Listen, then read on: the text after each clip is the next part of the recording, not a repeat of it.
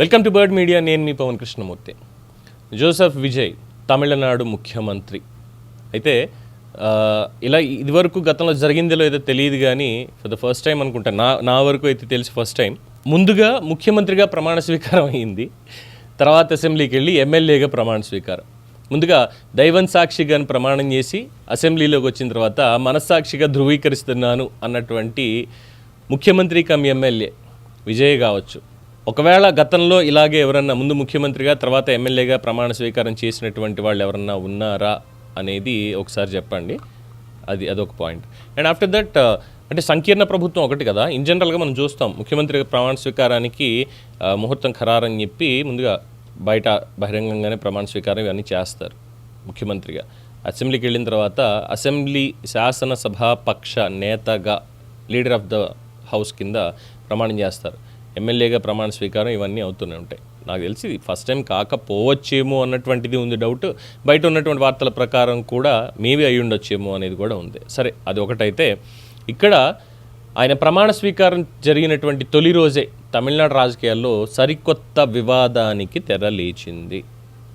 సాధారణంగా కొత్త ప్రభుత్వం ఏర్పడినప్పుడు ప్రజల దృష్టి మంత్రివర్గము, తొలి నిర్ణయాలు, మొదటి సంతకాలు, రాజకీయ సందేశాల మీదే ఉండాలి. కానీ ఈసారి మాత్రం ప్రమాణ స్వీకార వేడుకల్లో గీతాలాపన ఈ క్రమం అనేది పెద్ద రాజకీయపరమైనటువంటి చర్చకు తీసింది.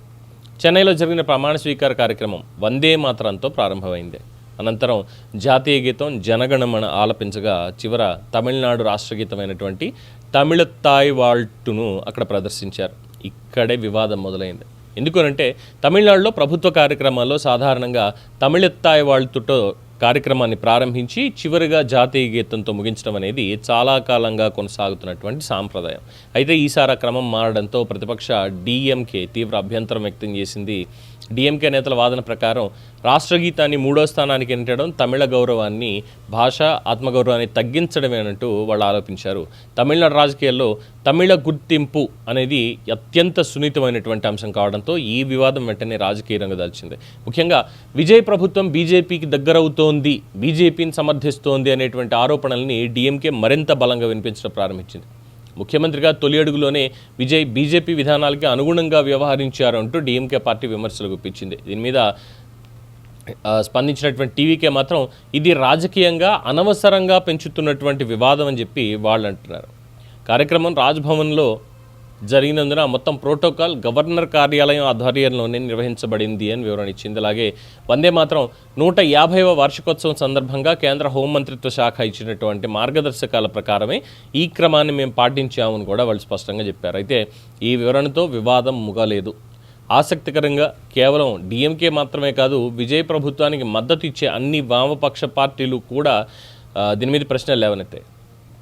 సిపిఐ, సిపిఐఎం, అలాగే వీసీకే పార్టీ వీళ్ళందరూ కూడా, ఎండిఎంకే వీళ్ళందరూ కూడా దీని మీద వివరణ కోరాయి.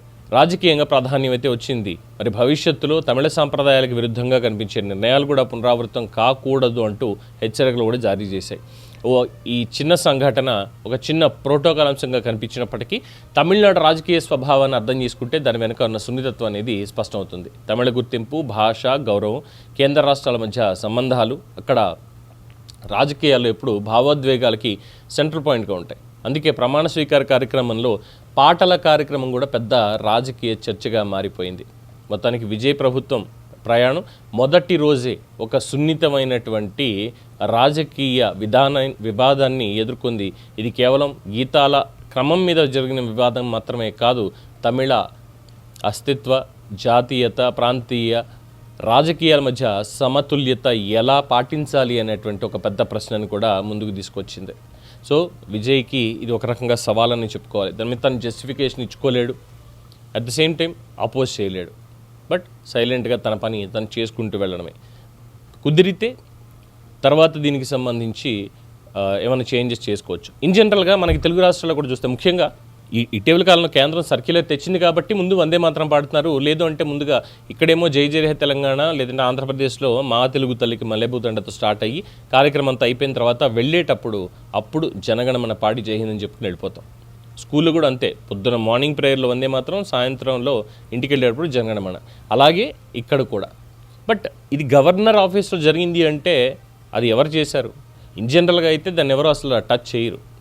మరి ఎందుకు ఇది మార్చారు? ఒకవేళ ఆ 150 సంవత్సరాలు ఇదైనప్పటికీ కూడా ముందు వందే మాత్రం, తర్వాత దీనికి సంబంధించి తమిళ తాయవాళ్ళతో, ఆ తర్వాత రాష్ట్రం విడిపోయేటప్పుడు జాతీయ గీతం జనగణమన, ఈ సీక్వెన్స్ అన్న పెట్టుకోవచ్చు. కానీ ఇక్కడ ఈ స్ట్రాటజీ పాయింట్లు మరి ఎవరు తీసుకొచ్చారో తెలియదు. కానీ గవర్నర్ ఆఫీస్ సిబ్బంది ముందుగా వందే మాత్రం, తర్వాత జనగణమన ఇమ్మీడియట్గా, ఆ తర్వాత తమిళ తాయవాళ్ళతో వరుసగా పాడించుకుంటూ వెళ్ళిపోయారు. ఇంకేముంది, అదే ఇక్కడ డిఎంకేకి కాలింది. ఇగో బీజేపీ తోటి ఆకర్షితుతున్నాడు, బీజేపీ తోటి కలిసిపోతున్నాడు తప్ప ఇంకోటి కానే కాదు అంటూ ఆరోపణలు ముందే మొదలయ్యాయి. చూద్దాం మరి ఈ ఆరోపణల క్రమం ఎక్కడ దాకా కొనసాగుతుంది అనేది. దీని మీద మీ అభిప్రాయం తెలియచేయండి. చూస్తూనే ఉండండి ది బర్డ్ మీడియా.